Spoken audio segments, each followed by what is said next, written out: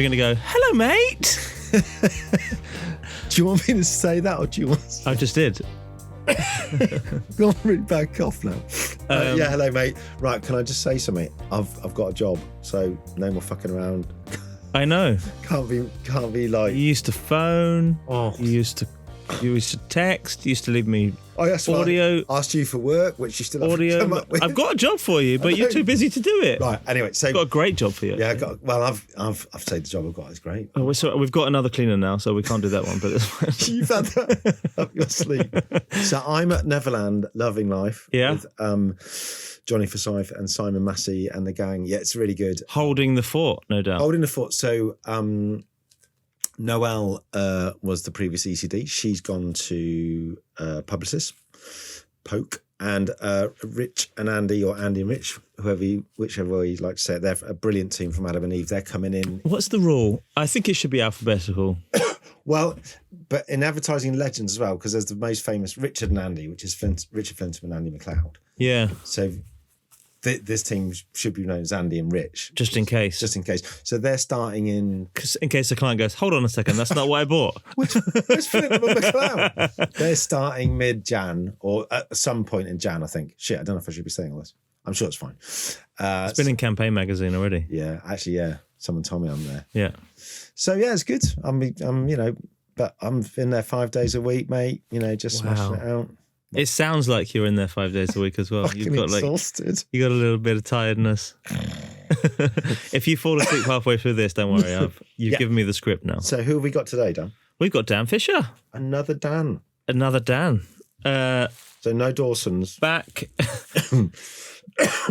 in 2022. Yeah. We saw him in the summer, and he was part of our live at Cannes. Yeah, and he was looking in a quite slightly fragile state. After I think he was hungover. Yeah, I was trying to be polite. Rosé sweats. Yeah, but he won some more lions. We'll find out. But I think he's been long overdue, actually.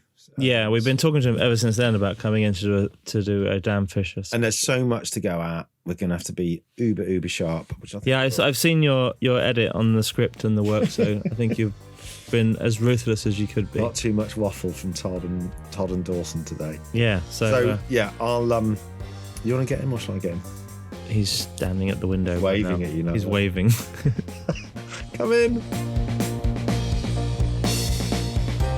Dan Fisher, Global Executive Creative Director at Ogilvy and WPP, winner of 9 Cannes Grand Prix. That's correct. Good. And you heard that correctly, listeners. 9. I don't think anyone's beat that.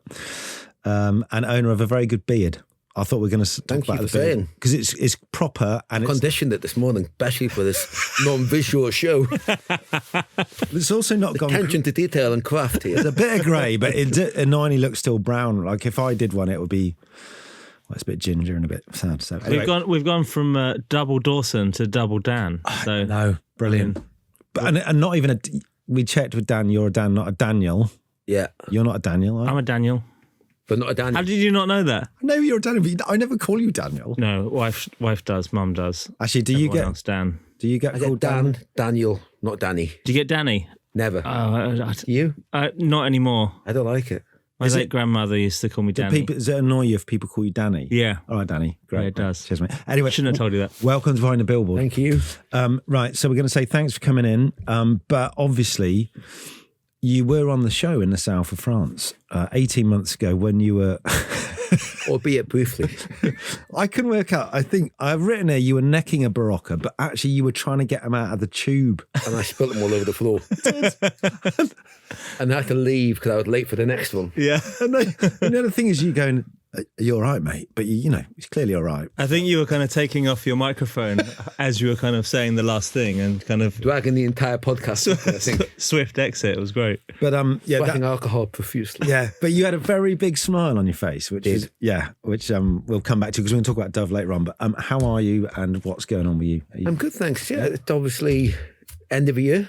I was looking forward to that nice little drift off wind down. It never happens. It hasn't happened, sadly. Are you up to your neck in it? Spent the weekend, as you know, when you contacted me on Sunday night, doing edits all weekend and trying to get a load of films out. So yeah, it doesn't look like it's gonna What is it? Are people going to suffer for Christmas gifts in the family because of this, or do you just delegate that? I think it's just maybe Black Friday, just auto buy.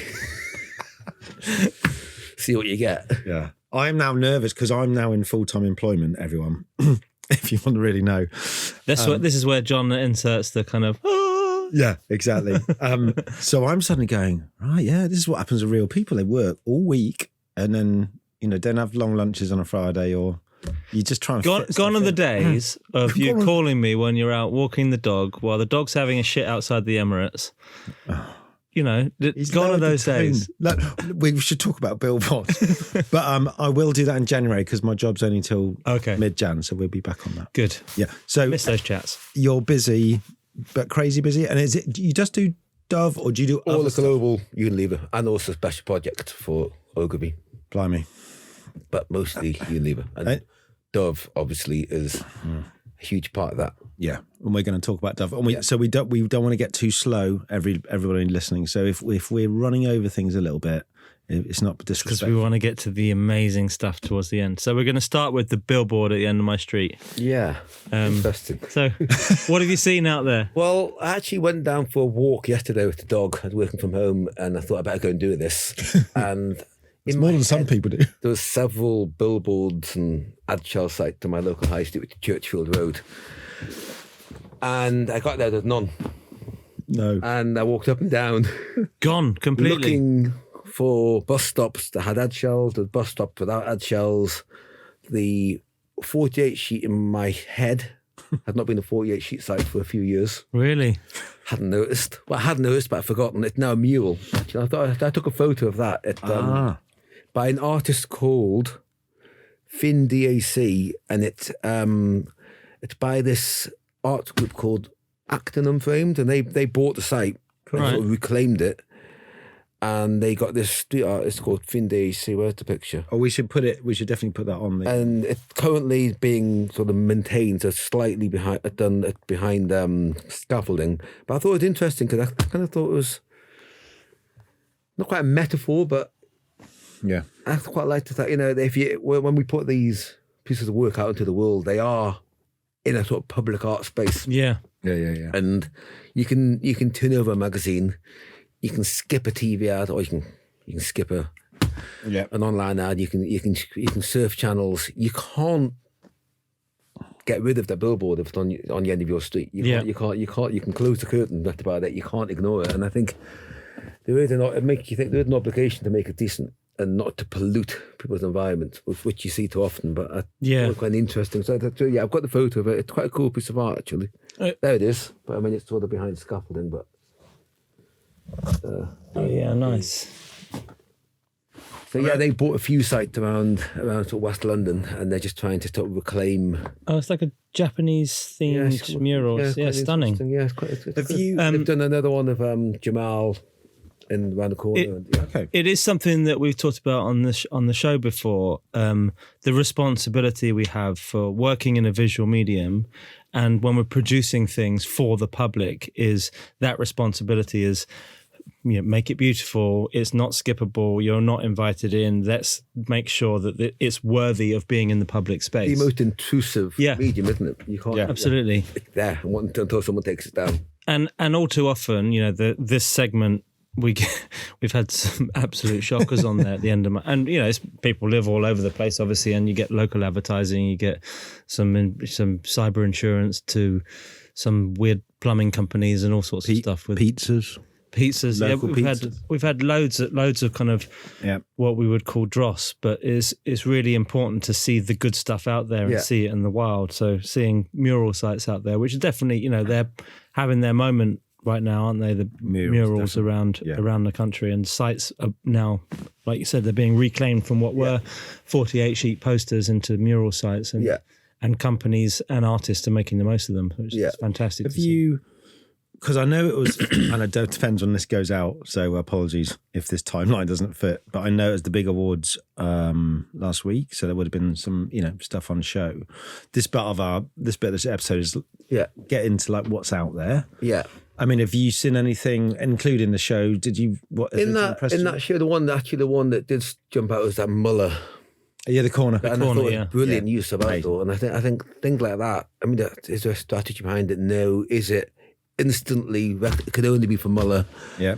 And actually, I'd given my daughter one last night, my youngest one. It made me think. Yeah. And it's amazing. Because we had that on our last year best of. But I think Campaign Big straddles. Yeah. We're going to do our Christmas.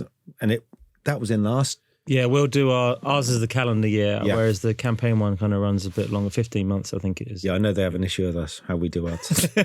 Well, we wait till all the other awards have done it, and then we pick the best of those, right? That's what we do. But was there anything out there? I mean, have you seen anything just generally out there you like, or is there anything from you?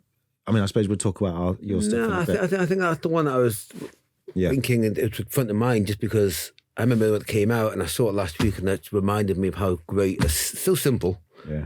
And it takes a medium and it sort of it plays it to its advantage. You couldn't do it in any other medium, and I think it makes everyone smile. And it's funny because it's actually it's the product. Yeah, that's all it is. Isn't there's no strategy. There's no sort of, it's not. I think it adds to the sort of fabric of the environment as opposed to kind of going back to the murals. Yeah, sort of metaphor. I've seen quite a few of them recently that are just product. There was that McDonald's milkshake drip that we saw the other day that someone had posted and tagged us in on LinkedIn. There's that one, obviously. We've seen some KFC doing some similar stuff where it's just the product. Yeah. And it's incredible to see that is a style and it works, but it builds on sometimes hundreds of years of legacy of a thing. So, the McDonald's one years ago sticks. Remember the one that Leah Burnett did in the State, the milkshake. Oh, upside down. Yeah, with the straw, thick shakes. Yeah. That kind of thing, I think. I mean, it's great. You can't do it in every brief. You need that kind of fortune of having the right... But that was Tutzel. That kind of thing. That Tutzel. Yeah. So what was your first... Can you remember your first Billboard? I do. And you can't funny lie. Story, actually. I can't remember the name of the brand. So I was down here doing placement, 99, 2000 it was. Right. Then down here, where in London. Okay, just round about. And because you're from Newcastle, right? From Newcastle. Thank you. And with my first creative partner, a guy called Mark Nicholson, who now lives in Amsterdam. And we managed to blag some freelance, much better paid in the placement, at an agency in Leeds, and we were going up and down doing freelance for them. Not Poulters. I can't remember the name of That's it. the only one I know in Leeds. This morning to try and remember the name of it. And okay, don't worry. It's gone, I think. But when you left, it was... It crashed. And it was for an energy drink. It wasn't Red Bull. It was one of those early sort of entrant trying to be Red Bull. And they sponsored Lennox Lewis. Okay. And I can't remember the actual ad, but I'm sure I had Unbeatable or Undisputed probably somewhere. A bit punny. Yeah. And I remember I was up in Newcastle for Christmas later that year, and my parents were dropping me off at the central station to go back to London, and I saw it all around the station. I had no idea they'd made it. Oh my God. And it was a moment, because it was the first time, and I obviously, this is pre-iPhone, so I couldn't take a photo. I had to get my mum to go back. Get a camera. Take actual photos. Are you being for real? Camera, which I've got at home somewhere. I couldn't find them last night, in the loft somewhere. That's brilliant. It's a nice moment though, isn't it? When you see it, when you see your... It's a great moment. It's great. I think I remember seeing my first TV ad on screen, but you can kind of stand and sort of look at it. And it wasn't my art direction, but it was our line, it was our idea. It was a stock image of Lennox Lewis. Brilliant. It was sort of mildly funny, probably quite punny. Yeah. I tried really hard to recall the headline today, and I couldn't do it. So I phoned up my old creative partner this morning on his number, and someone strange answered the phone. I think, can I speak to Mark, please? Like, who? And I was like, Mark. Like, this isn't Mark's number. So I'm looking at the text, and I was like, well, I got a text from him 6 months ago. So, like, you know who Mark is? Can I say your level, mysterious, your diligence for coming on the show? Remember, it's bugging me. It's bugging me. Well, I'm really impressed. You're like a global ECD, and you still found time to do this. Bugging me. This is name of the brand. Right. This is a lesson to other guests. If you come on, you need to take it seriously. Be more Dan. Right. So be here. So we're going to do a timeline because we do timelines, and again, like I said, we might, because you've done great billboards wherever you've been, which is great for us, but it's also terrible because we have to sort of be a bit like, we've got to crunch it down and decide what we really want to go for. So some of the stuff we might just sort of quickly skip over. Yeah. Other stuff we'll sort of go into. So we're going to start probably at Leo Burnett's. Yeah. Where you were working with Rick Brim, right? That's right. Your long-term partner. So, and how was that your first job with Rick? First job with Rick, second job in advertising. Okay. And how long into that time, because we're going to go straight to the House of Cards campaign for Shelter, how long had you been working there before? Shelter was about 4 years into our career together. At Leo's? At Leo's, yeah. Right. And they'd had Shelter for a couple of years, just done sort of virals, remember viral briefs? Do a little viral. And I think they'd done one, there's some kind of funny sort of like stuff. And we got this brief, and John Burley was at ECD, and he said, look, do something a bit more than a viral. Yeah. And at the time, it was 2008, and it was bang in the middle of what became a quite big housing crisis, and we're just on the edge of going into it, and the pound had crashed, and everything. Remember back in 2008, everything was going tits up, and there was no CMO. Right. So the client sort of said, look, because there was a in-between CMOs, and they were a little bit like, well, but we just need help. Yeah. And we're about to go through this really rocky period. So there wasn't much strategic thinking. And it was really Rick and I to sort of bang our head together and kind of go, what can we do? And we knew we didn't want to just do a viral, because John has said, don't do a viral. So we tried to come up with a platform. We came up with this House of Cards idea, which obviously basically a visual mnemonic of. Right. And we had this idea, and it started off as, I think we brought it to life in print, and then so we could obviously do did you do the film with Dominic? Dominic did the film. Yeah. Shot that very near to where I live, actually. And it was basically, it's beautifully done. I remember as a house, it literally houses of cards sort of falling. Yeah. It was a 50-minute shoot from, I think, between Goldhawk Lane and... Right. I don't know which one it was, but 2 tube stops, Shepherd's Bush and Shepherd's Bush Market, and... Because the thing shot from the tube, and then all the rest of it done in frame, store and post. Wow, that's like no time for lunch. Yeah. But then off of that, so we're fascinated that you created this set of cards. Yeah. And were there 52 executions? There was 53 because we had a Joker as well. So what we did was... So tell us how you got to that. Yeah, go on. So we did the print campaign, and we did the film, and it was that classic thing where at the back of the deck you've got like also you could do extras. Yeah. And we had this we could do an exhibition at and you could get a different artist to do each one to do a card, and we've all had those ideas, right? And I think we just decided to drive it, and we kind of hit a few brick walls. And I had an old friend who used to be Damien Hirst's PA, so I phoned her up and said, look, could you help? And she said, well, actually, I'm going for lunch with Damien. Wasn't Anna, was it? No, she's called Becky. I'm going for lunch with Damien next week. What do you want? I said, well, would he do one of the cards? And she said, yeah, I'm sure he would. No way. So she phoned me up after lunch. She said, yeah, you want the ace. What do you want? He wants the... Ace of course he does. This one do you want? Ace of Spades. Ace of Spades. So he did one? Ace of Spades. He did it, yeah. Well done. I got it. He did. I mean, these aren't his. These I think you've got here. Go on. I think this is like I could find off your site or on DNAD. So that I didn't know that. I'll tell you about that in a second. That was a kind of like side show to the campaign. Okay. So yeah, we've got all these artists to do it. We've got Mark Quinn, we've got Vivian Westwood doing it. We had all these crazy meetings where we had to go down to Vivian Westwood's office and meet a creative director and Aconite. It was very odd. Sort of like, not odd, but very different. And what was Did they all donate their time then? Donated their time, yeah. Wow. We've got Alexander McQueen did an amazing crown made out of cards just before he died as well. So whoever bought that. And what was the brief? Just the anything. Brief was, you've got a card. Some artists would specify the card they wanted. Some would just give me a card. And any card. Give me a card. Yeah, give me a card. Give me a card and they do it. Any card. And we managed to get 53.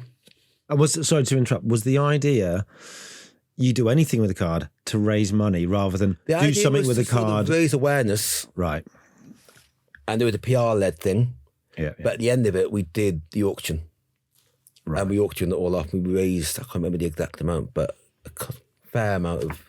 That's absolutely amazing. And so the ones we're looking at now, they were part of that? No, so these were another part. So in order to promote the campaign, to promote the actual exhibition, we created all these templates and worked with our assistant and said, look, can you just fill in these? And so they got...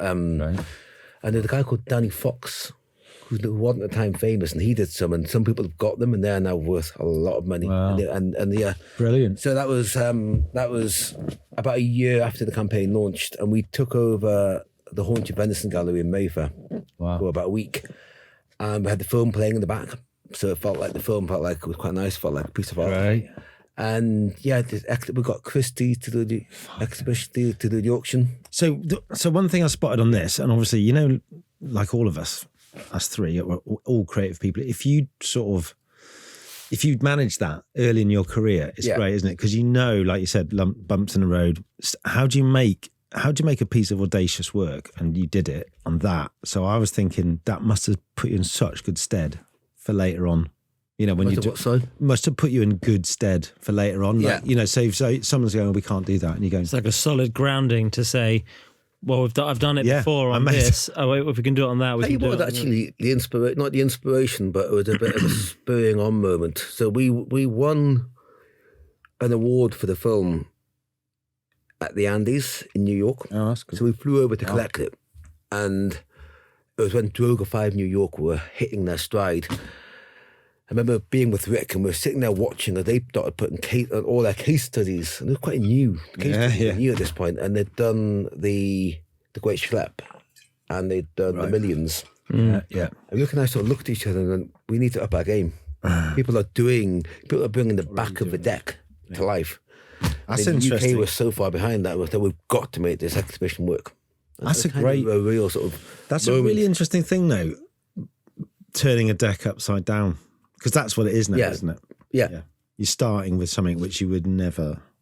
That's really interesting. Unfortunately, some people start the case study video rather than the idea, though. Yeah, actually, there is that. Don't even go at the back of the deck. Just stop. What's the opening shot? Yeah. Well, there was all that rumours about various agencies. I remember people go, they've got a whole floor of people dedicated to making, you know, case study films. We're like, what have we got that bloke downstairs? I think every agency says that, right? Yeah, same thing. There's a rumour that every other agency's got a much better equipped an entire department that write award entries for Cannes. I don't think anyone does. Do you think every agency should have a PR agency saying that they're the agency that has more stuff? Come and work here.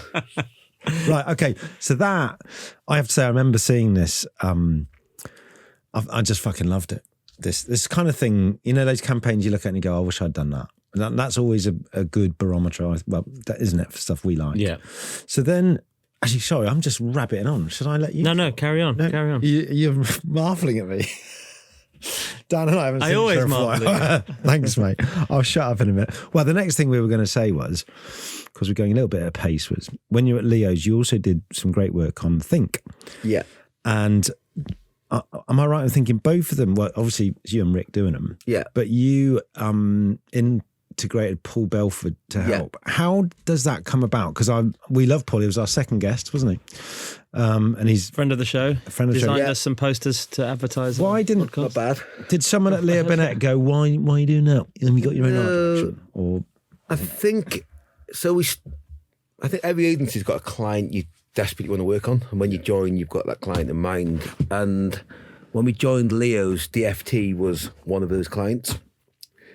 And it took a couple of years to get onto the brief because everybody fights for it. And we got onto what was the drink drive brief. And every team in the agency was scrabbling over it. We ended up getting it, actually. But in the midst of all this sort of like crazy sort of competition of elimination, we got asked if we would help on this brief for child road safety, and it wasn't seen as a particularly sort of like enticing brief. It was just, can you get something out? Why was the drink drive brief so? I think it was glamorous? The one that was it always led to good work. Right. Okay. Led to D&AD pencils and kind of, and it was quite. It had always sort of produced quite famous work. Cause-led marketing and great ideas and it's a. And even before, I think it had come because Leo Burnett had merged with Darcy. Right. Okay. Prior to us getting there, and I think Darcy had it, but prior to them, other agencies had it, and it had always been a sought after creative account. So when we joined, we looked at it and said that's an account we want to work on. Yeah. When we finally got onto it, as I say, it became this big sort of like marathon. But in the middle of it, we got given this brief, and it wasn't one of those everyone wanted to jump on. We just got given it, and we sort of thought, how can we crack it? And the brief was basically, the insight was that if you've got bad roadside habits. If you cross the road without looking, or the kids will do the same thing. So you've got to make sure that you instill in your children good habits. So we came across this idea about basically, when kids are learning to write and they just copy literally, and so we said, let's use that. And then we thought, how do you bring it to life how do we just lift it? Because it could be quite flat to look at. It might not, even though the idea is lovely, it might be a bit flat. And then we had the idea of doing Paul Belford had just left, I think it was AMV at the time. Right. And he'd just gone to set up This Is Real Art. We thought, well, maybe we could use Paul Belford as a sort of freelance typo. And Yeah. And we actually thought, we didn't actually employ him as a designer. We employed him as almost like in the same way you get a photographer or an illustrator. And we used him to that budget. And Paul, being Paul, didn't do it by halves. He approached about 5 local primary schools, created the template, went to about 4 or 5 local primary schools, got about 3 classes per school, and gave them all. So before we go any further, let me just read out the headline so people are listening know. So the headline says, if you use your mobile whilst crossing the road, your kids will copy you. Yeah, got that. Yeah. And then what's the genius is underneath it, it's rewritten by children trying to copy. And then you went, yeah. And we had about 4 or 5 of these. And then Paul Belford got it back down to his agency, to his office, and he'd taken over the floor above, which had left unrented, unoccupied. And he'd managed to get the keys. Right. And he brought us in, and there was just literally hundreds. And we had to walk around picking. And obviously there was too many to pick from, so we just picked the ones that we liked best. But it was a real insight into how a true craft person worked. And it's pretty scary. It was meticulous, and nothing was left unturned. I've got this is way before Dan and I ever had this podcast. I remember seeing this bit of work as a great bit of creative work, but I remember because my children were very small, and so every time I got to the traffic lights, I waited till it's green, even when there's no one coming. And to this day, I remember this ad. Yeah, and it's nothing to do with advertising, and it really gets me. Yeah, because I see people going, you can't fucking walk across because it's red, or you can't be on your phone. You got to be present with your kid. And it's were there other ones? There's 4. So we've missed. I'm a very bad researcher on this. We have to sack that researcher. Yeah, sorry, mate. That researcher's obviously busy with their full-time job, 5 days a week, but 70 hours a week. And because Paul was mentioned on our previous, or 2 or 3 previous, when Peter Suter came in. So just to reiterate, Paul, if you're listening, so you're part of this show again, but he did this brilliant drink drive. Maybe it was related to the other one where he had this water effect on the posters. It looked great. And we're thinking, that must have been like some designers taking ages, playing with this. And Paul got a goldfish bowl and was just putting it above the layouts and just started shooting. In camera. It looked absolutely amazing. And it was all done, the craft. We talked a little bit outside about AI, and no AI is going to do that. Or what you've just said. So let's move on to the other one. We will try and find those other headlines, but this is what you sent to Dan a second ago about drink driving. And so this campaign features pictures of people at special moments in their lives, like there's a wedding, there's a guy just in the pub, there's someone graduating for college, but they've been sort of subverted by this damp looking, it's drink basically, isn't it? And the headline says in the corner, so I'm just going to lean in and read this. Driving ban, substantial fine, criminal record, don't let that drink ruin your relationship. So it's how the drink is affected. How when you spill something on a photo, when we used to have photos rather than digital images, the ink would run and it was smear. Without ruining the photo, and that became a sort of metaphor for the thing. So it's brilliant. Again, we went to Paul, and Paul wasn't content with just pouring actual beer or actual red wine. He actually, because he's got this crazy science background, Paul Belford made special sort of formulas. Is he an engineer? The chemicals that react with the or something like that. And so he made, in order to get the exact right image, he didn't just use red wine, he used something that looked like red wine, and to get the bet, and then they had the right. So again, it was another exercise in relentlessness. It's brilliant because it looks like what we want it to look like. Yeah. But it's like, when they shoot food and sometimes you don't want to know what the food's made of. Yeah. What the glisten. Yeah, stuff like that. Very smart. How long were you at Leo's before you left for the And partnership then? About 7 years. 7 years. Yeah. It's a good time, right? Good time, yeah. And then it wasn't Bad long. location. Very bad. It wasn't long before you were working on the Sunday Times Rich List stuff then, which obviously has had some amazing work on before you, but you've kind of taken it to another level yourselves. Again, that was the brief we joined. Was that daunting though? Like it was really well. I think it was the brief we really wanted to work on. Yeah. We'd been there for not long, maybe 2 months when it came in, and we were in the middle of a pitch. Right. Or 3 pitches, being CHI, you're pitching a lot. Yeah. And we didn't really have the time to work on it. So what Rick and I would do, would go out at lunch. The only time we could do it would go out at lunchtime, grab a sandwich from Pret and sit on the park bench, or sit in Pret, or sit on the park bench, and try and just carve out 45 minutes. Yeah. Yeah. And it was the middle of winter, so like this time of year, January or something like that. And so it was cold and wet, but we really wanted to do it. And so we did it. Not at our desk, not in a sort of like warm, dry. Yeah, playing a bit of pool, writing an award-winning advert. On the park bench in Bloomsbury Scratch. And I think it just came about from the whole thing about competitiveness. And we had one of the planners has said that they knew that the people featured in the Rich List would buy the Rich List every year and look to see where they were against their other rich friend and whether up or down. And we thought it was a really interesting. It really is a league table, isn't it? It really is. It's only loosely sort of accurate anyway, because nobody knows who. Yeah. But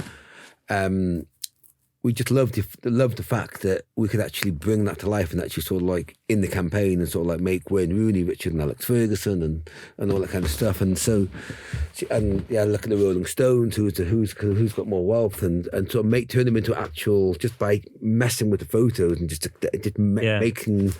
Yeah, it's making them into like graphs. It's sort of because it was that was part of the zeitgeist at the time, wasn't it? This sort of in the beauty of information. I actually started looking at Information the Beautiful. Actually, that's where we started. Looking at that book, and then it's just let's just because I think you could have without sounding like a twat.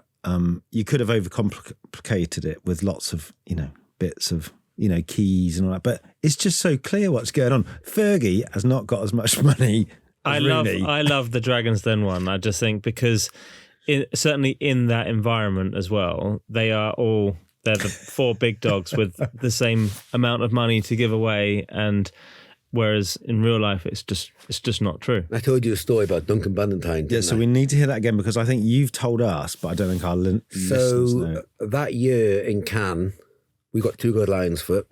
For this summer. They had a big party on the yacht, the CHI yacht. Right, you do. Which they rented or borrowed from Charles Dunstone. And someone had invited Duncan Bannatyne. Right. So he come down to the party, and obviously with 1 Gold Lions, the big vinyls of the work all around the boat, including the one of the Dragon's Den. And Can I just be thick? Yeah. Which one is he? Because I don't know it. There's a very small woman. There's a man, Duncan, normal size, Duncan. Jones, Debbie Meaden. I didn't see her. Yeah, quite small. Wow. Okay, but he looked Theo, someone or other. He's the Ryman's guy, isn't he? Ryman's the station as he owns. So our guy is sort of second or third. He's sort of third biggest. Third biggest. Okay, sorry. Carry on. Sorry. Third of 5. He's still in the rich list. Just so you know. He's doing all right. So you get a photo taken next to it, pointing at it, and you went to great length to tell people that actually wasn't true.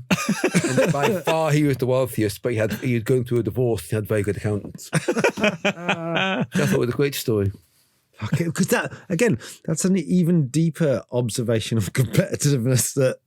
That's who you are, but no, I'm not. But I'm bigger. But don't. And also useful to me because it made me think: all the people we're featuring, is Wayne Rooney seeing it and taking a photo of it and texting it to Alex Ferguson. Yeah. Oh my God. Is that happening? Are the Rolling Stones conversing about these sort of projections of each other's wealth that Do you know made? what? But if you were in real life, it would be fucking hilarious. Usually you went out for dinner with your friends and they rocked up and they're like suddenly quite a bit bigger than you. And then your other mate is like really small, and your avatar reflects your wealth.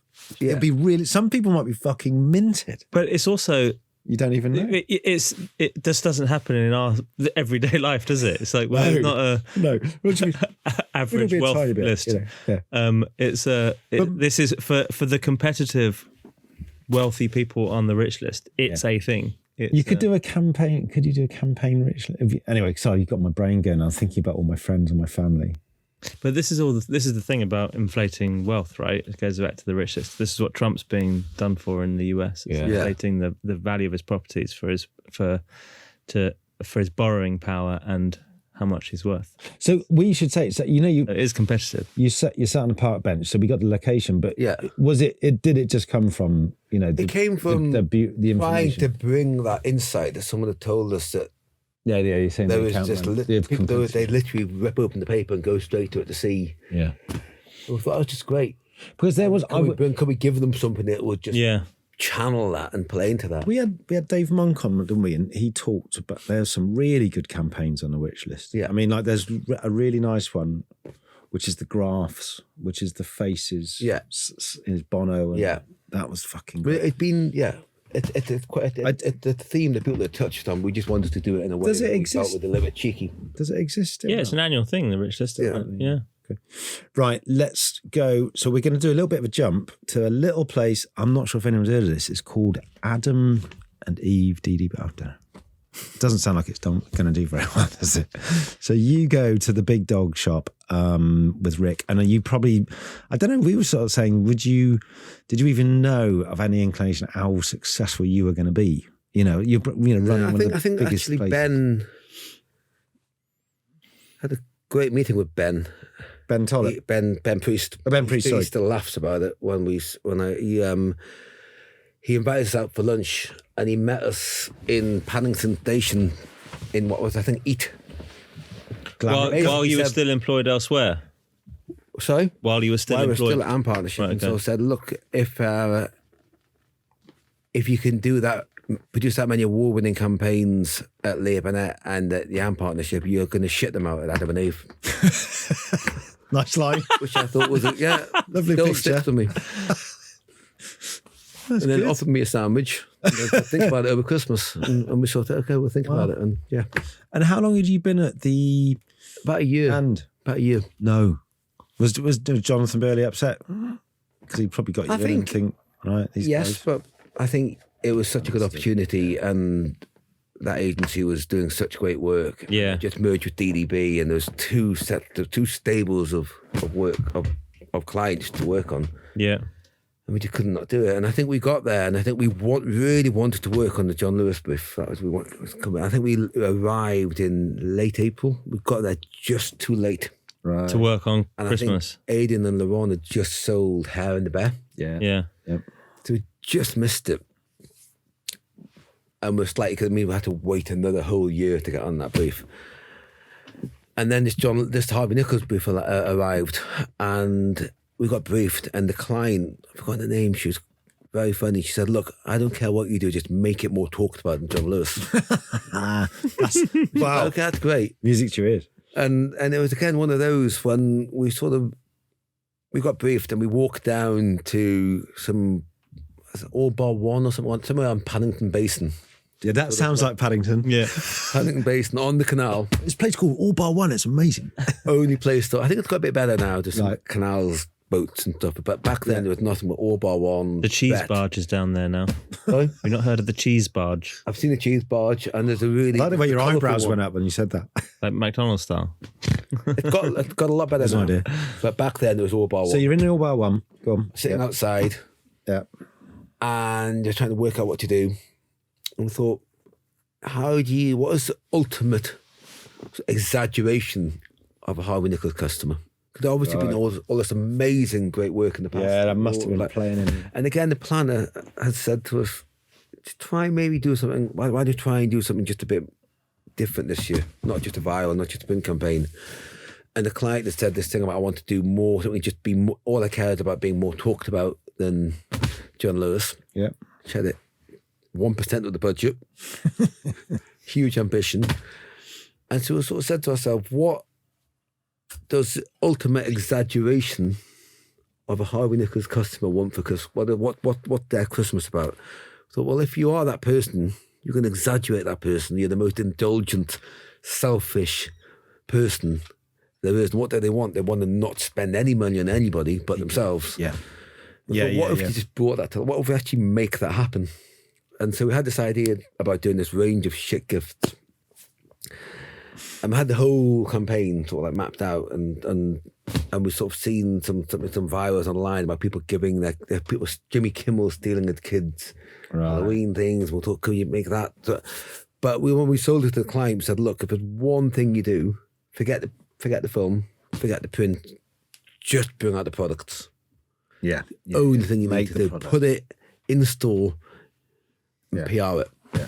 Because you knew, being who you are, you could get a film away. And you knew you could probably get some shots, but you can't fucking sell it. And the funny thing was the client said, okay, we'll do it. You go off and come back with a treatment. Go away for the summer, come back with a recommended photographer, a recommended director, do all your stuff.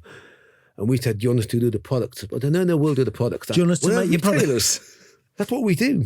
So we go back and we've got James staged and the treatment for the James has been on the show. Yeah, another one. And he'd done his treatment, and we had James Rouse done his treatment, and we go, here's how we're going to do it. Yeah. And like, great, this is amazing. We're like, can we see what products you've got? I'm like, yeah, of course. We've got staples, we've got elastic bands. Yeah.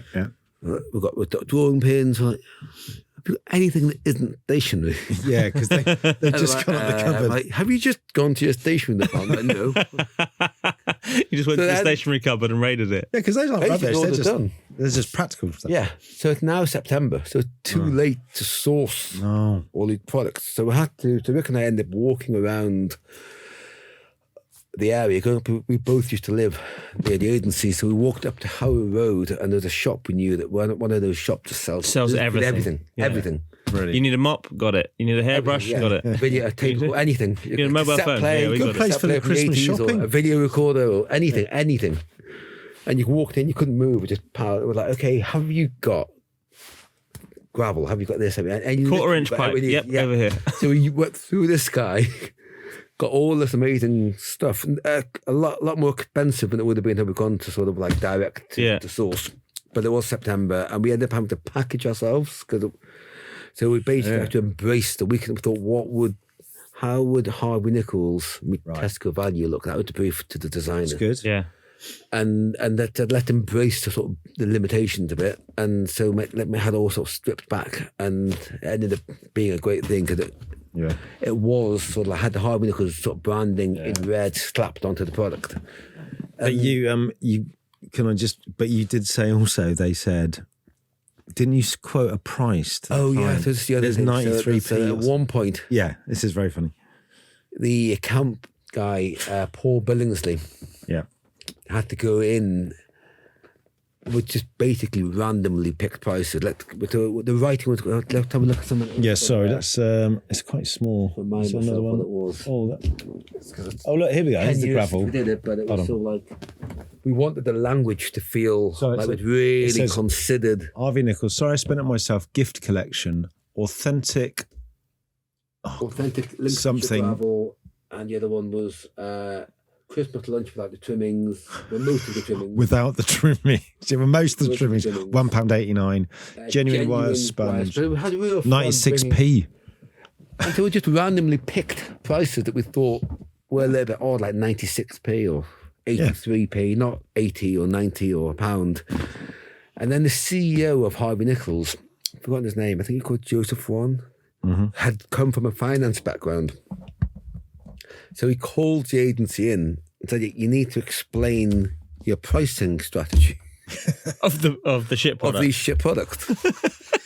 What's the markup? Brilliant. And we're like, our pricing strategy sounds funny. 86p sounds funny.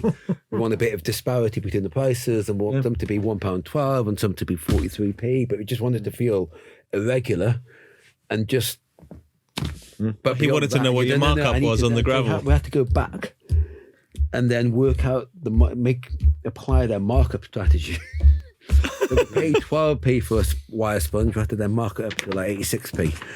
And you're kind of sitting there thinking, sell one Gucci handbag. Yeah. For 4,000.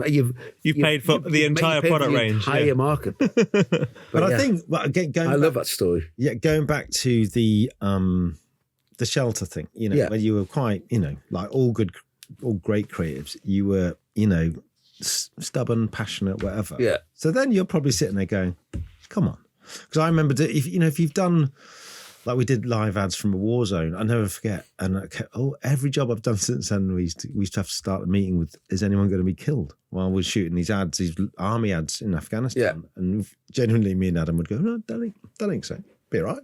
Looking at the producer going, I don't think we're doing this. But once you've done one of them, like Pepsi or whatever, you're going, it's okay then, because you've got that hard muscle in a way, isn't it? And and people they should trust you. So I presume you and Rick are probably sitting there going, we know what we're doing. But I suppose he perversely, I love the fact that they've asked the creative team to check. If you write that sentence down, that the pricing of the product, oh my God. But good on you, because look at it, how much. It was such a fun one to do. Oh. And I remember going down about 2 days after the launch to shoot assets for the case film. And we had all these in-store stand built. each sort of... Where did they put them? By the tills. Right, okay. And obviously they had one in Leeds, had a few, I think one in Manchester. So I think they made about 20,000 products in the end. Wow. They made quite a lot of them. Because also I do remember, sorry to butt in, was very cleverly at Cannes, it was a category, and I'm going to get the word wrong, but when you're selling stuff, promo and activation. It was promotional items. But isn't it an e-commerce? That doesn't exist anymore. That it's okay. But I remember thinking, fucking hell, they won Grand Prix in so many bits because promotional items. It was category friendly. Yeah, it was brilliant. It was. Again, it was just one of those. I suppose once you've got that bit, you're up. I suppose when they said, "Yeah, we'll make the products," you're heading towards promised land. And it's interesting you talk about Cannes. It got the Grand Prix in I think it was called Press and Outdoor then. I think it might be called Print now. And it was the one we didn't expect at all to get it in. Yeah, because actually we're looking at them and they're literally shots of the just product. So simple. And we said again, how would Gucci shoot a watch? How would a luxury goods company shoot something? Yeah. And that would prove to James Stage, make it really minimalist. Very little detail, make it look, but obviously you've got a wire sponge or a bag of gravel and shoot it in the pack, and it's just brilliant. I like the thing when you talked about the Tesco. It was Tesco value and Asda Farm. Remember those were like budget ranges, meats. And who did you have a designer on that? Was it you and Rick? No, we had a designer, and we'll remember. I can't remember his name. We'll remember it. We'll put him on the credit. Yeah. Or if I need it Dentsu now. Okay, it'll come back to us. Yes. It'll come back to us. We'll get someone to look it up on the internet. Yeah. Behind me. I'm sorry if you're listening to this. Right, now we're going to move. We're doing so fucking well. Actually, we're doing really well. We'll do a quick mark for one other Harvey Nichols campaign he did where, again, it's another tourism. Sale one. That's right. Yeah. What was the line? Get there early. Get there early, yeah. Where the shots are, again, just brilliant. I've actually done this where you go, it fits. No, it's all right. We've all done that, right? And my wife's going, it's halfway up your arm and you look fat. But it was 50% off. Yeah. Have you got 50% of it on you? I've saved it. Very good. But it was beautifully shot. Sadly, the photographer's passed away. I mentioned the other day. But it's like, again, it was another one of the, so you managed to fit that campaign in as well as doing. Was it after? That was afterward. That was. Just get it up. The following summer. Yeah, I'll just quickly call up so we can just quickly look at it. We'll feature it on our. It's this stuff. The Harvey Nichols. Best get there early. Best get there early. Yeah. There. I think again the brief was people in badly fitting items of luxury of designer clothing shot like a fashion campaign.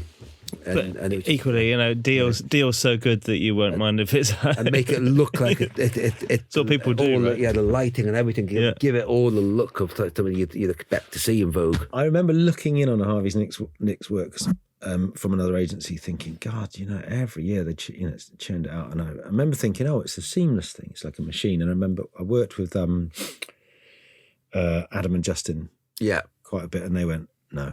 They've done quite a lot, but they done the baked beans thing, which made me think a bit about the selfishness of consumer. But they said it's really hard work to get it right and to convince them, and there's no money, because when you look in from the outside, you're going, oh, it's everywhere, that stuff, and it's very cleverly done. I don't know what's happened to Harvey Nichols now. They lost it, and it went to. I don't know which agency it went to. TBWA, was it? Or something? It was TBWA, and I think they then left. I'm not quite sure. It's a shame, because it was a massive. Yeah. Where's the brand now, though? Are they? I mean, the high street's been suffering for years. I don't know where they are on the. It's funny you said Leeds and Manchester. Is that right? Was it in Bristol? We've still got the stores in Manchester, Leeds, and. It doesn't feel like, because I remember there was a. But is it still as glamorous a brand as it used to be? Well, I don't know. The head office was in Gunnersbury. It was never. Gunnersbury. I love that place. It was Gunnersbury. Yeah. Right. Well, look, not the most glamorous location, but I think I'm not sure about. Obviously, it's not somewhere. There used to be one on Oxford Street. I don't know. I haven't walked down that end of Oxford Street for. Well, there was one in Knightsbridge. When I worked down at J. It's still the Knightsbridge one's still there. Yeah, and you could go on the. I remember having a good few nights on the roof. Oh yeah, there's a roof garden, isn't there? Yeah, it's cracking that. Right, we're going to move on, and you left Adam and Eve. So what we're going to do, basically, we're going to have a last chunk at the end on Dove, but we should talk a little bit about this campaign for Black Mirror, which you did while you were at the Martin Agency. And I need to just quickly give Lloyd Daniel a shout out here, because he said, oh yeah. Hello, Lloyd. Hello, Lloyd. But he didn't work on Black Mirror, but he said he did loads on The Crown and it never happened. So he's a bit gutted. I thought he was part of. Well, maybe we can give him a credit on the Black Mirror. Maybe a back in. Well, he did do it. In my head, he did it. Right. Okay. So, but this is something I hadn't seen and I wasn't really aware of until I did a bit more digging. I did the research on this bit, and it was and found these posters on the Underground, which were quite. I mean, I'm just going to read a couple of them. Hackers blackmailing victims using their internet history. Toy companies using dolls to eavesdrop on children. AR program abandoned as machine develops own language. I mean, these were running how long ago? 5 years ago. 5 years ago. So 2018. That was the whole thing about Black Mirror. Certainly when it first came out, though, is the kind of the kind of future. The way it's good is so close. Yeah. To bring that to life, one more. I'll read one more out. Tech startup turning dead loved ones into chatbots. What did you do at work today, Daniel? Wrote about dead people fucking amazing, right? So, I mean, I think we wanted to bring to life just that initial vision that Charlie Brooker had. Yeah. That everything was skirting quite close to reality. And we just took plot synopses, wrote them down, then looked in things like Wired and Guardian technology stuff. Yeah. And just to find out, looking for headlines of news stories that were quite Black Mirror-esque. Yeah. Wrote those down, stuck them on the wall. And sort of like, hang on, that's scarily similar. And then just put them into sort of very apocalyptic typefaces. And then the idea was to kind of slightly shock.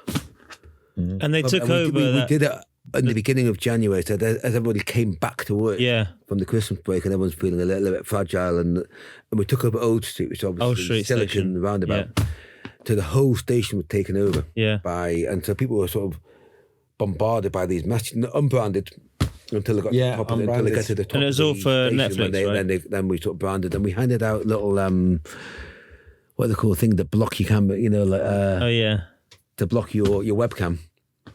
And that was the thing with the little Black Mirror kind of cracked. So was this the first? That was the first. That was the first time Netflix had done it. So it's been on. They've done 2 or 3 series on Channel 4. Then Netflix had acquired the rights to do it, and this was the first time. So we'd won Netflix, and we hadn't been able to PR it because Netflix wouldn't let us. But we'd won Netflix, and this was the first time they had done it through Netflix, and it was a great brief. And I was going to say, I mean, it makes you realise how wonderful it must be to work at Channel 4. Yeah. Because we also did The Crown. It didn't run The Crown work in the end. But we did some great work on The Crown. But yeah, then we closed the agency. But yeah, it was a great brand to work on. I mean, not easy. No. Because like a lot of tech companies are quite iterative. I'm just talking about Black Mirror for a minute. You sit there and you go, no, you can't have done, Charlie Brooker. You just think, what the fuck is going on in his head? Because I think sometimes got some stuff going on. Yeah. A number of series as well. Yeah. I've watched it. Great show. Well, my teenage daughter, we watched a couple and it was really, she was like, I'm not sure, Dad, if I want to watch any more of this. And I'm going, we're getting closer to that sort of like, bit where Black Mirror and reality are getting closer and closer together. There was one episode about the social currency where you could only live in certain areas if you had a number of likes or whatever. Yeah. And the wedding at the end when she goes there. And you hear about in China, that kind of stuff. Yeah, they have that sort of system. Not quite that, but have something sort of similar now where they sort of... Yeah. It's quite scary. Yeah, it's brilliant. Right, so we're going to move on to... well, I don't know if I said this on air actually before, but we want to talk about Dove because that is really an amazing time you're having now, not like before. You're right in the middle of it and doing a brilliant job. I think you've been there 5 years. Is it? Been four years. Four at Ogilvy. And I mean, Dove must be one of the most talked about campaigns of any brand, right? And thankfully for us, there's quite a lot of outdoor.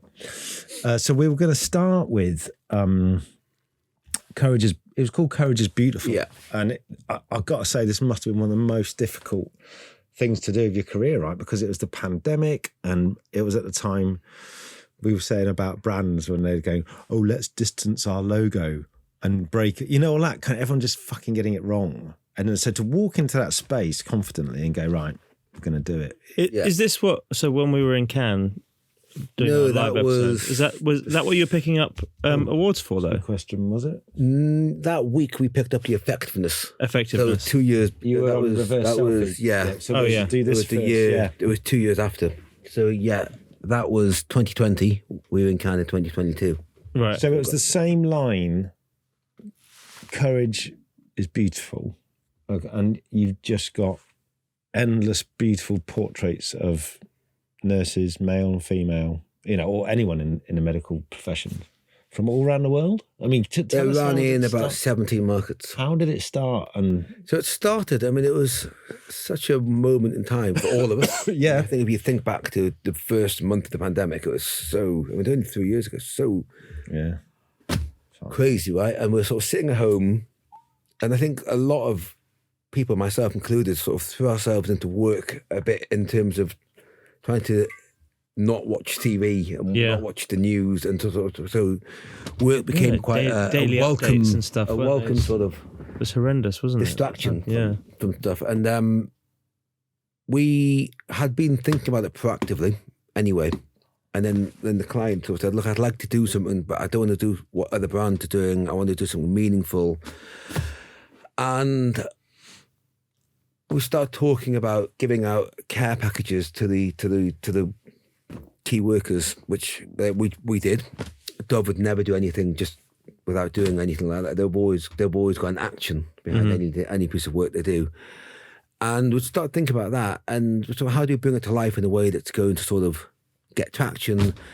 And we'd come across these images that were starting to appear on Reddit and Board Panda, and it started in China, and it was after doing 18-hour shifts, the nurses and doctors were taking their PPE off, and there was grooves in their faces from doing the grueling shifts, and we thought, something in here, this just feels, a brand like Dove, it just feels so right for a brand that celebrates real beauty and sort of says that beauty is not about how you look like, it's more than skin deep, it's about who you are and what you do, and it's about the whole package.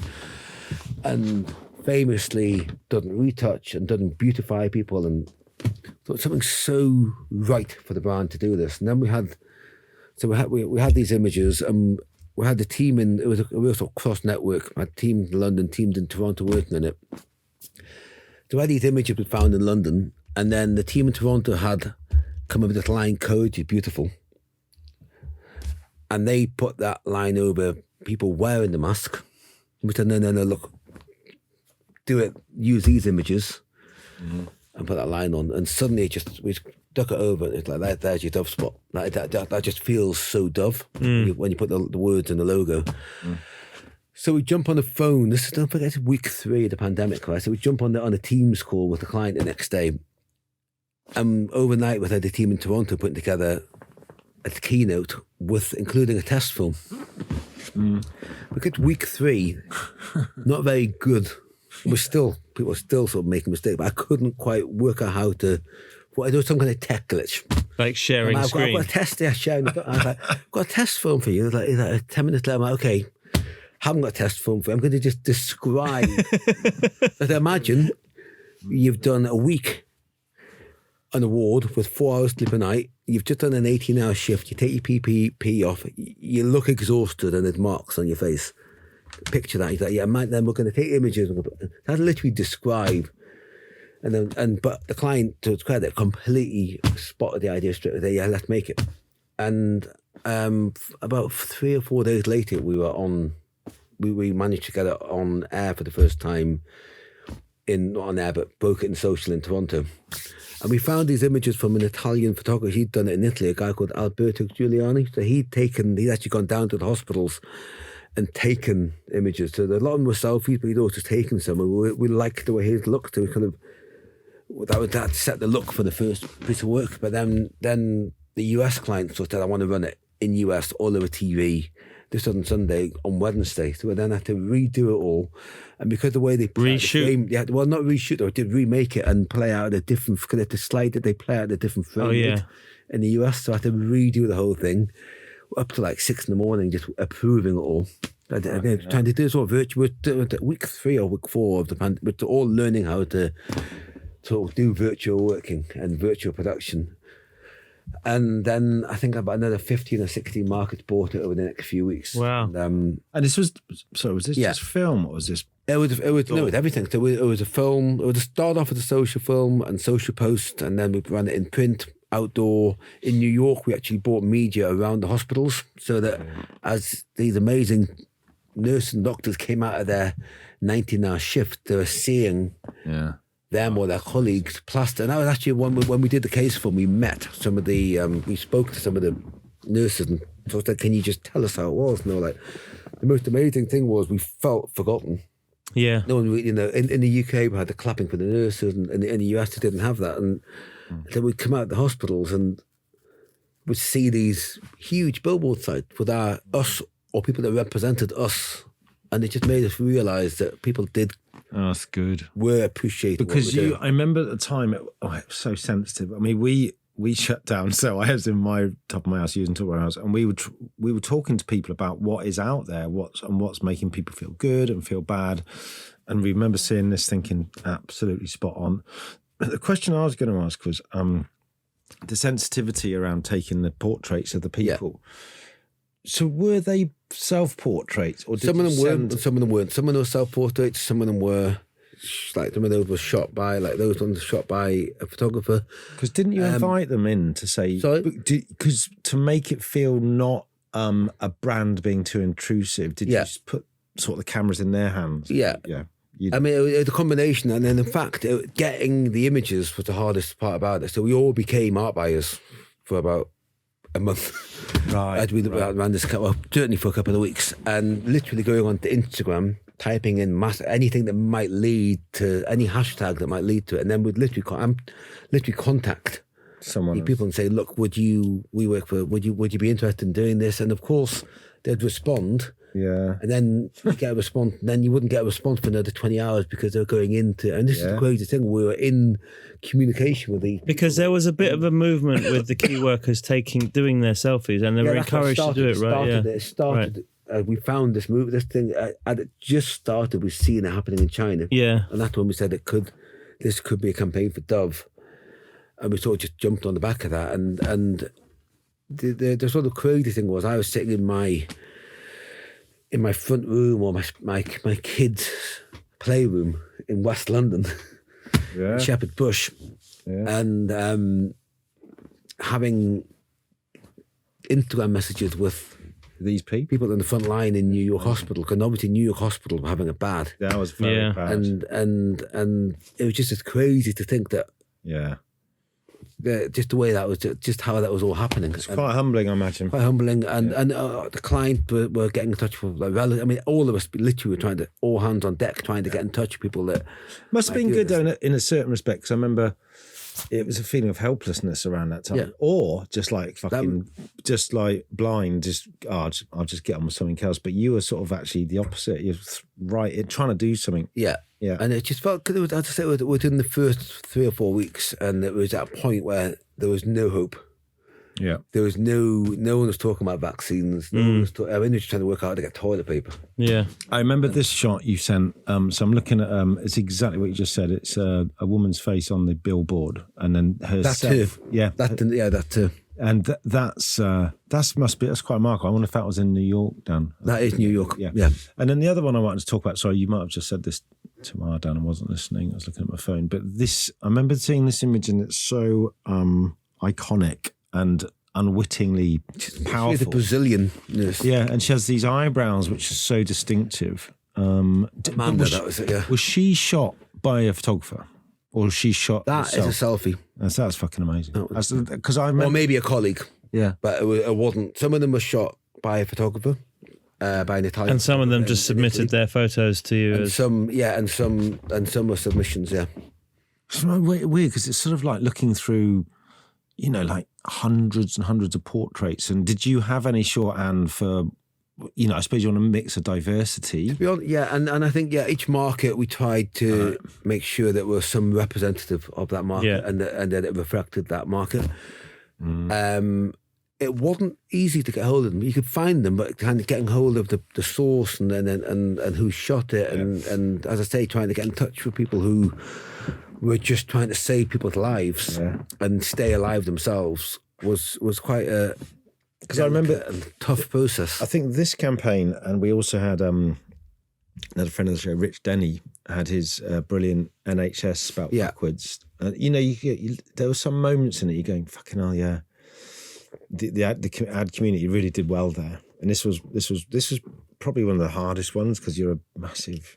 And I remember when we did the film, obviously we wanted to get it out quickly. Yeah, and I think we were mindful that other brands may also be thinking about using. Yeah, and we actually heard about a year later that Apple had been thinking about doing it, or had been in production on doing a shot on iPhone. Really. And let's imagine another, I think a P&G brand. Well, because all of those would have been shot on iPhone. Yeah. They wanted to use that as the shot on iPhone thing. So we got there first. So we were quite cognizant that we wanted to move quickly, but so we wanted to launch with a social film and getting there was no time to commission music or to sort of license music. So we started asking composers to send us all their bottom Dorset and library stuff and. Listen to, I mean, this was up all night just listening to it and worked, and it was literally the last file, the last song that this works. It just shows you, just like kind of at 3 a.m, I just want to go to bed and listen. But like you said, for you as a creative, at that time, it's actually a nice bit of escapism, a way for you to showcase what people, real workers are doing, not the stuff that we do. But also immerse yourself in work and get away from the news. You couldn't go anywhere. You couldn't go to a pub. You're at home. And you couldn't take the kid to school, the kid to at home. It's amazing. You had 1 hour a day. Remember that? Yeah. 1 hour a day of leaving the house. Because we were a bit nervous about doing it. I think they weren't that great. They weren't that strict around us. But we've got friends live in Paris, and she I think she nearly got arrested. Because in Paris, they were so strict. And I got a friend in Guam, Bogota in Mexico, Colombia. And they both said their lockdowns were proper lockdowns. They were proper lockdowns. Whereas, I don't know, if you had a dog, oh God, what, it felt looser. Anyway, let's not go on it too much because I think we could go down a rabbit hole. But so I remember talking to you about this next Dove campaign called Reverse Selfie. And when we had our Cannes episode, when you were there, what we just won. You were That's what you were picking up. Yeah, picked up that night. But then you had said to me, you said, "Oh, this was mothballed from before. It started at the beginning. We started working on it pre-lockdown. That's it. Pre-pandemic, wasn't it? And I think we'd actually presented it in the first week of lockdown, actually. I think it was before Courage. And then it got put on hold as Unilever decided to pivot everything around messaging that was relevant to what was going on in the world. So it got put on the shelf. And then it came back about 6 months later. We're like, okay, when things are a bit more settled, we want to launch this next year in 2021. And how does that work, Dan? Is that it's there sitting on the shelf still? Yeah.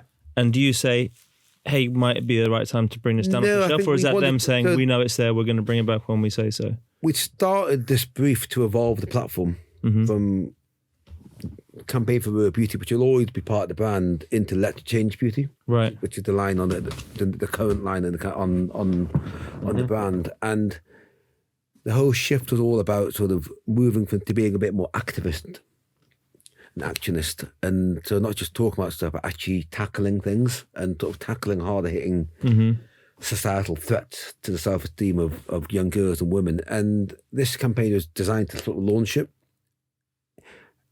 The whole thing just got put on hold as we pivoted and we did messages, and all the entire category portfolio, the entire portfolio of Dove and other brands sort of did messages relevant to the pandemic at first. And then as things settled, we came out of lockdown in sort of that summer, and it got put back on the table. No one knew about to go into another two.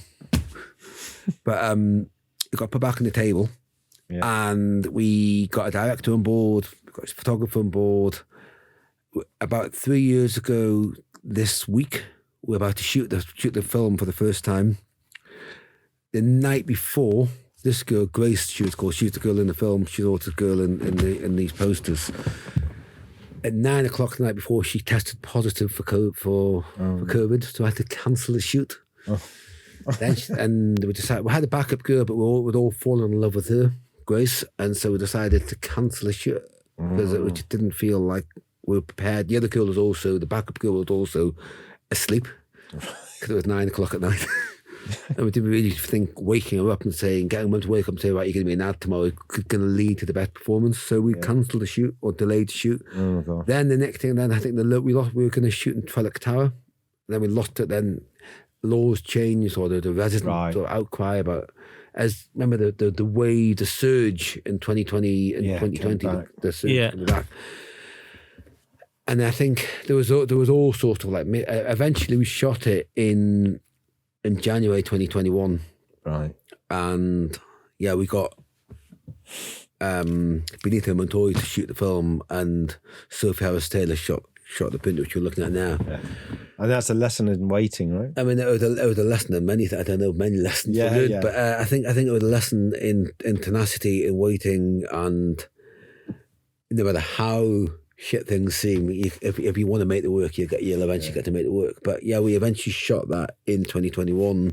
It's funny because you see when you watch, you see it, you go, oh, Dove did that brilliant thing. Dove is courage is beautiful, and then you just did this. No one knows, the kind of the legs under the water. Well, what we actually did, we got this lady, this photographer called Sophie Harris-Taylor to shoot the print, and she specialised, and she'd done this book which I actually had on my coffee table called Sisters, and it was all about, it was very natural portraiture. It would be great to get her to shoot that side, and then we've got the girls that actually do it to themselves. So we said, can you retouch yourselves using the apps that you do, and show us what you do?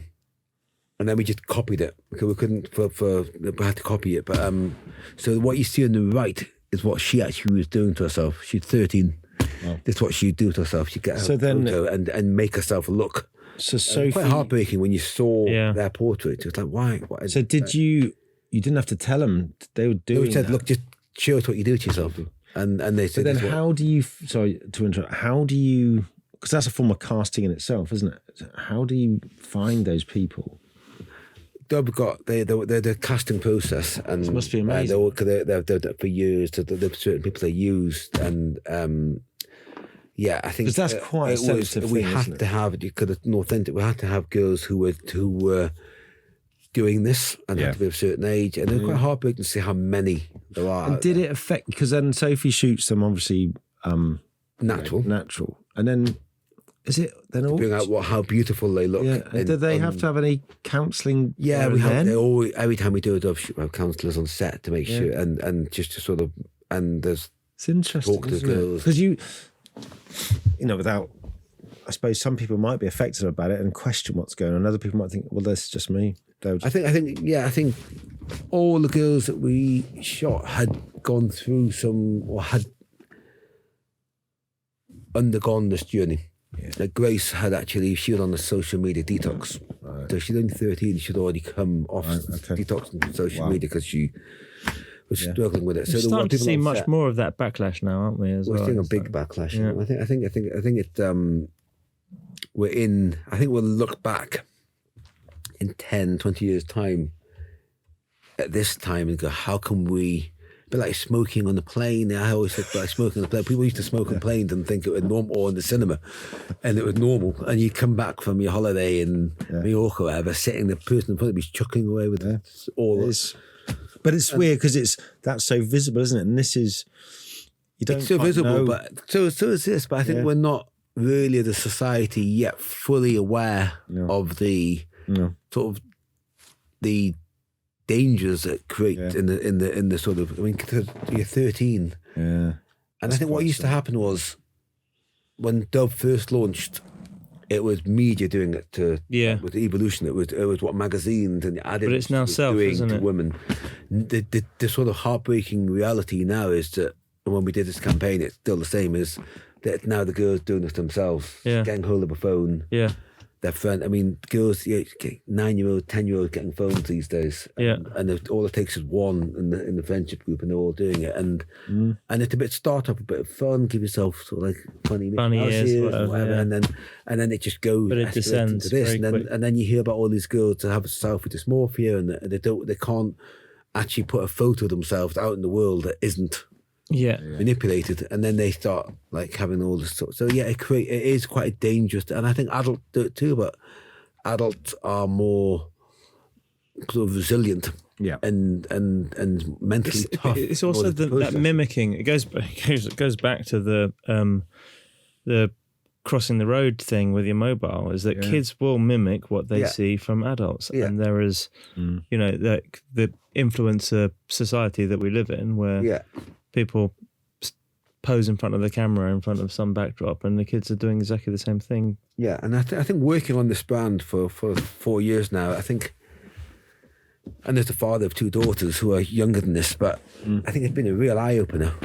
I knew a bit about it, but actually going on this journey and finding out what actually kids are exposed to, it's quite terrifying, and it's really hard to know how to stop it, because unless you go and move to the Outer Hebrides and don't and become a hermit. I got a 10-year-old daughter, or make your that kid at school who sort of just, you don't want to either. It's a really fine line, isn't it? I've got a 10-year-old daughter, and she's putting us under pressure to have TikTok and Instagram. 10. Yeah, my eldest is 9. I'm saying no. You're not having. It's not. You're not putting yourself out there for commentary. Mobiles already. I'm like, 9. I mean, it's And so I think so the next one we did obviously was So just to finish on this was sorry, I'm a bit close to the microphone now.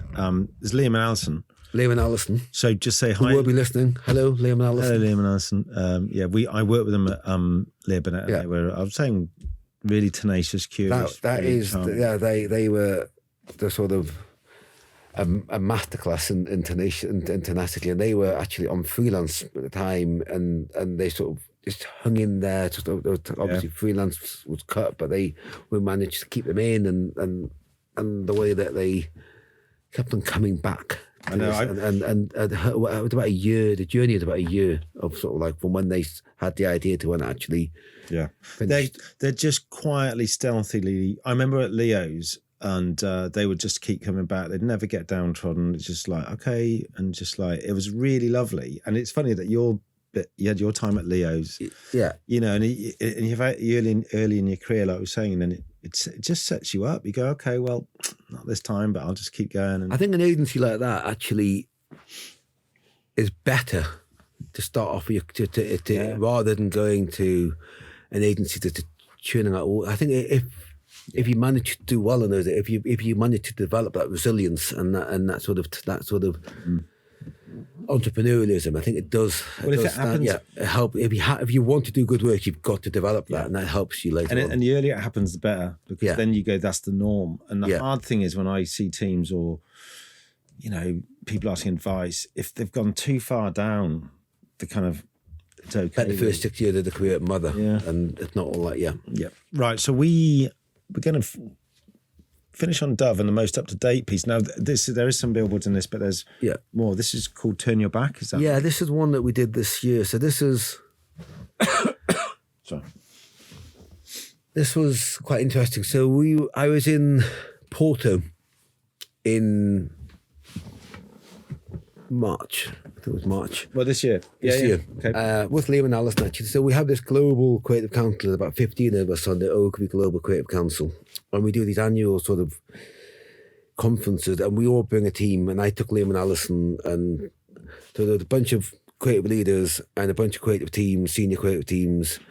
Liz Taylor and Joe Shirota, the global CCO and deputy, they were hosting the whole thing. We're in Porto. Everyone's sharing work and talking about.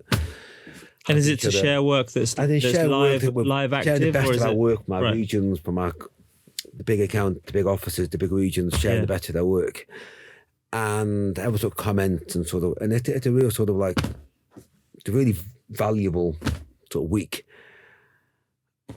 I spent the first 2 days not actually in the room, but going out because I was getting phone calls, and Liz going, what's going on? I said, look, I think there might be a brief coming. And eventually I said to her, look, I'm going to need the mic because there's a live brief. We need to react now, and I just need the help of the network. She's like, fine. So she interrupted the proceedings and said, right, Dan's got a brief. And so I project the brief, and the brief is actually still being written. So it's like the live Google Doc, and I'm like, that the brief changed again. And what had happened was, there's this this app had appeared on TikTok. It's launched on TikTok called Bold Glamour. So it was the process that we saw in Reverse Selfie. Yeah. Where girls had basically automated that. So it was being done by AI. So rather than you having to sort of manipulate your own image, it would just do it for you. Right. And it did it in a very, and other apps tried to do it before, but this was very glitch free. So if you put it in front of yourself and put your hand in front of the camera, it wouldn't glitch. So it was very, very scarily realistic and scarily good. And so good at so good it was terrifying in that sense. And it was just yet another blow in the sort of like, we're talking about having young daughters, and yours a bit older. Mine are older, 19 and 18. Yeah, but still, right. And I think, as we're talking about this threat, this is just another. So not only can they get a hold of technology, and then now the technology is actually doing it for them, which makes it so you put it in front and you look instantly different. So the media had actually come to Dove and said, what's your point of view in it? Which I thought was really interesting, that Dove has become such a sort of known for it. Yeah. So the client's phoning us up saying, I think we want to do something, and eventually it's like, we've got this brief and we need to react quickly. So we put the brief out to the network, and this at 4:00 in the afternoon on Wednesday. By 10 a.m. the next day, we had 250 slides of ideas from the network. Wow. From the council members only, or did it go back out to their... About 50 members of the council, and then they'd all put out to their departments. And then they all come back and literally cascaded. Wow. And there were a load of teams, of course, in the actual room as well. And so they were working on it. And at dinner that night, we were all sort of like talking about it. And then the next day, 250 slides of ideas. We went through them all. And I started working. I got the girl from... who's also in the council, called Lisa Bright, she runs West Coast North America, and she's also sort of very much very much like influencer creator. And she and I looked at all the work. There was two ideas. The idea came from two agencies. So David Madrid, right, and Ogilvy UK both had the same idea about doing Turn Your Back. And the insight was quite simple. If you turn your back on the app, if you don't give it your face, it can't do anything. Yeah. And also for a brand that's known, like a beauty brand that's known for showing faces, to show the back of women, it was also quite an arresting thing when you put the logo on it. Yeah. So yeah, that was on the Thursday, and then we didn't hear anything. Right. And we were texting each other, we heard anything, and I think, we're kind of going, it's Sunday tomorrow. No one's doing it, It's just not going to happen. And then the client texted us on Sunday morning and said, this happened, and Gabriella Union's doing it. Wow. That's incredible. And she went and her husband, Dwayne Wade, the husband, and she turned her back in front of the world paparazzi. And Gabriella Union turns her back at Vanity Fair party and stand. Vanity Fair party is obviously against Bold Glamour TikTok filter with beauty brand Dove. Wow. So yeah, that was all done again in the space of about a week and a half from briefing to the Oscars moment. But that is the power a big bit of working somewhere like Ogilvy with the network. Yeah, you've always got someone in a time zone. But it's also, if you think about how tactical you've been on, certainly these last three, the three Dove campaigns, around the timing of them coming out at the right time. So with the pandemic one, it's tactical to what's happening, how the world is feeling right now. Yeah. And with the reverse selfie, it's in response to not only what the brand wants to do, but what's happening in social communities. And with the reverse selfie, you've got, with the turn your back, you've got this exactly the same thing. It's interesting, actually, as I started working on all these campaigns, that the whole Black Mirror, my time submerging myself into this weird dystopian reality of the future. It came from Black Mirror, yeah. And we actually, I kid you not, when we did Reverse Selfie, when we spoke to Benita Montoya, we were talking a lot about Black Mirror as let's just try and have a sort of a slight hint of the Black Mirror sort of dystopian sort of way, because it is, and we wanted it to feel quite sort of like Black Mirror-esque and have that kind of because you still want to, you want to tell people, but you still need to tell them in a way which is compelling. Yeah, and obviously that film and that whole campaign had echoes of Evolution, which is what the whole brand was sort of like, and it wasn't a deliberate sort of nod to that. It was like a kind of, what would a 2020, that's what it was, what would a 2020, 2021 version of Evolution look like? And we said, the difference would be the girl would be doing it to herself. Yeah. And that would. So for people who don't remember Evolution, I actually brought this up in a meeting yesterday. Yeah. Do you remember that Dove ad? And everyone's like, I think because it was so long ago, but it's from Canada, and it's a reverse of a woman. It would start off. We did it reverse. They did it from unmade up, and you just saw her being augmented and on Photoshop on a billboard. On Photoshop, and then you see her face looking very different. Then it pulls out on the billboard. That's it. Yeah, and I remember at the time, no wonder our vision of beauty is distorted. Was the. And at the time, we came fucking hell, that was good. And then every year, Dove would come back with sketches and blah blah blah. So and I think that was one of the very first, what they call a sort of like viral. I think it was 2005, 2006. Yeah, it was one of the very first films to kind of become just sort of go from its market. We're going to have to blow a bit more smoke. I mean, you should take a huge amount of credit, and all your colleagues, for maintaining that standard, because now you've set this bar, but you seem to keep going at it. It's relentless. It's brilliant, though. Thank you. It's really impressive. Can I ask you, Dan, as well? When you're in that kind of flight mode, that where you are, you're kind of briefed. You're at a creative council, or you get the ideas away. You get 250 sides of idea. Shooting on the weekend, live on the Monday. Do you love that as the sport? I prefer that way. Although every single time, without doubt, I think I wonder whether this is common, but I think this is the one we're going to mess up. Right. This is the one. That fear, we're not going to. The fear of it. This is the time we're going to drop the ball. But this is the one. It's okay to have that pressure, though, isn't it? If you're knocking it out of the park. I can't. I remember thinking that the client wanted it out that weekend. So it wasn't like a nice to have. It's like, I want to be out in market. It's like it's Wednesday. I'm in Porto and I've got no teams, but I've got the whole network. But they're just having a stab at it, and how we're going to deliver this and. I quite like that. Sifting through that, in your palms. But it's game time, right? It's in the US speak, it's fourth quarter, 2-minute warning. It's in Fergie speak, it's squeaky bum time, right?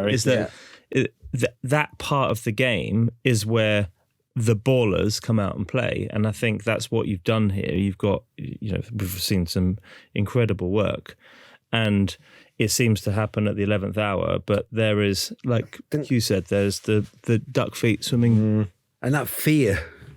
Yeah, you never. I don't know if anyone else has this, but I can never think, look, just relax, it's going to happen.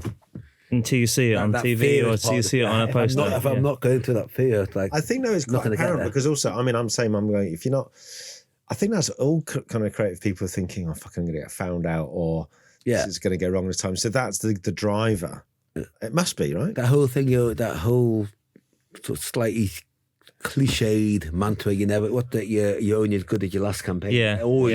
It's nagging at the back of your head, and you always think, if I don't get this one, is this going to be the one where we trip up? And I'll tell you what's interesting about Dove is also, though, it's a huge, brilliant, global brand, but it has the way it's positioned, it's a commentary on life. I remember Nils talking about when he set up Uncommon, saying, I want to be able to be part of modern culture and comment on it. Yeah. And I like brands like ITV and things like that.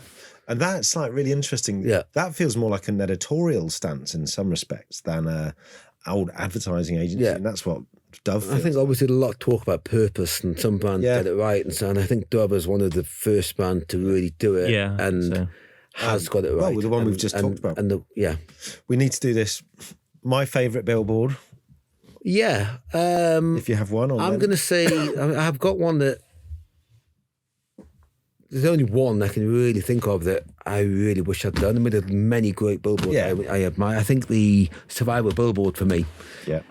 Yeah. How you can take a billboard and turn it into, I mean, there's so many things. It was a show, it was everything. It was live stream game. And this was back in 2015, right? 2006, 2015. Yeah, it was the boys from McCann's, wasn't it? And it was so, and to take a humble billboard to enter so many different, to me, I just look at that and still nobody's done anything quite. I mean, there are more. I could have picked a billboard that's got beautiful crap. I look at that one, I'm like, Funny enough, I was talking about literally this week about how you can use a media platform as an entertainment platform, not as a fucking adapt or a. Just toss it off. I mean, like Dan did Budweiser take the stage through his company Grand Visual, where the women had been de-included from the Brits. So then they made a stage for them. They got signed up from that stage. Well, it's for FCB New York. Yeah, that's right, fantastic. We had Alex on the show talking about it, but turned a billboard into a stage and gave it to up and coming. I love that kind of thing, and I think billboards are. It's an event space, and you can you don't have to just be a static message. You can also do. I thought what they did brilliantly. The Survival billboard as well is you only need. Well, that's one billboard. That's not like coverage of the whole. But then you amplify that. Yeah, and then you're going, I'm pleased you brought it on because we. No, I mean, Survival of the Grittiest was in the pitch deck when I initially spoke to FCB about it. They said this is how good it can be. We'll go better than that if we can. And it's like the ambition of it, and I think obviously the BA one that won at Cannes this year, there was sort of 500. Yeah. So when you've got ambition about a billboard, I think that's when it becomes really, you can have iterations just at the touch point, and how can you make it. Yeah, I mean the other BA one was great, wasn't it? That was Right, we could talk about billboards all day, couldn't we? We do. Listen, Dan, thanks for coming because we know. Thank you very much. You're welcome. Thank you for having me. We really enjoyed it, and come back again and tell us more when you've done more. I'm pretty sure you will be. Thank you. Thank you very much. Right, that was great, wasn't it? Where's he gone? Is he gone? He's gone. Yeah, I've just seen him get in the lift. I kind of fell in love with him a bit there. Yeah. On that Dove stuff, I'm I think it's because I thought we were going to a little cry. So with my daughter's going through some of this at the moment with school friends and the peer pressure of having certain things. I'm like, fucking hell. Fuck. Yeah. Like some of that stuff is quite heartbreaking, isn't it? When you see 13-year-old girls. That was really. I thought it wasn't that young. Because my girls are older now and they've kind of come through a bit, but you're probably kind of there. Yeah, it's definitely body conscious and image conscious. And it's getting harder and worser. That's obviously not a word, but worser. I remember because these things, holding up a phone. I was going to say, actually, till they were 10 or 12. I was going to say to Dan, a friend of mine, Rich Phillip, who's an avid listener. So hi, Rich. He was telling me that there's some incredible studies around our dopamine levels in our body, and how each little swipe on our social media, if you get it right, it's content you want to watch, makes you laugh, makes you smile, makes you deliver an emotion, is a micro dose of dopamine for the body. So, and dopamine's one of those things in our bodies that doesn't regenerate. You have a fixed amount of dopamine, and there are some links between some neurological disorders and a lack of dopamine. Parkinson's being one of them. Really. Because it gets used up. Because once it gets used up, and if it gets used up early in life, then there's You'll get me really worried now. It's a thing, and so he's got a whole thing of like putting down the social media and coming off it, and like we're talking about the social media backlash that's on at the moment is. It's fascinating hearing him talk because Dan's got so many posters, outdoor, and so they're all great. There's not a bad one there. I mean, we were sort of rummaging, going over quite quickly some of the Harvey Nichols sale and that, and so it's and he's a great raconteur, isn't he? So yeah, it was great. It was a real eye opener. The whole of the Dove stuff I didn't quite know. But taking all of that back full circle, and what we said at the beginning about the responsibility we have as an industry to be putting beautiful work out there, and that enhances environments. That same responsibility comes with the image that we put out there on billboards, especially when it comes to models and our body conscious youth. Yeah, we have to set an example, and I think we're starting to see we're starting to see better ethical advertising with ranges of people in terms of diversity and inclusion. Yeah. But there's still always going to be a long way to go, isn't there? It always feels like there's always going to be a need for someone like Dove. It's great that the people can go there. I like that shift to activism as well. That's a nice position for the brand to be in. Yeah, that's a good one. Okay, so that was fantastic. So next week, tell me, mince pies. Yes, and alcohol-free Guinness. Really? Oh yes, no drinking December, isn't it? Who? Well, you're working. You fucking hell, actually, you're right. It'll have to be in the evening. Oh God. Well, and will John be with us? Who's John? We'll see. Oh no, Dan's left his glasses. Oh shit. We need to get him those. Right, okay. See you guys. Brilliant. Thanks to our sponsors. Thanks to our sponsors, to Talon Outdoor, brilliant, and also to Soho Radio. Thanks very much. Bye. See you again soon. Bye.